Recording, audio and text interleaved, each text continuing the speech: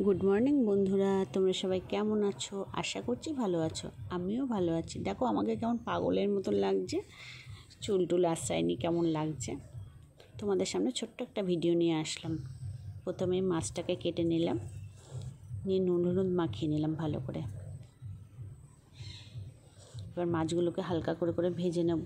যেহেতু ইলিশ মাছ হালকা করেই ভাজতে হবে। মাছগুলো ভাজা হয়ে গেল, তুলে নিলাম। এবার মাছের তেলে বেগুনটা ভেজে নেব। বেগুনটা ভাজা হয়ে গেল, তুলে নিলাম। এবার কালো জিরে আর কাঁচা লঙ্কা ফোড়ন দেব,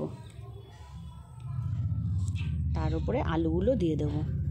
আলুগুলো লাল লাল করে ভাজা হয়ে গেলে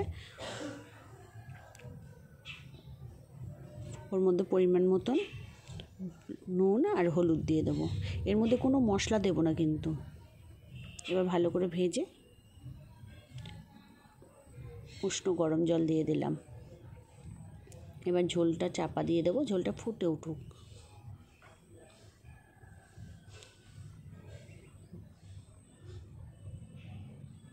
ঝোলটা ফুটে উঠলো, এর মধ্যে বেগুনটা আর মাছ, বেগুন ভাজাটা আর মাছটা দিয়ে দেবো।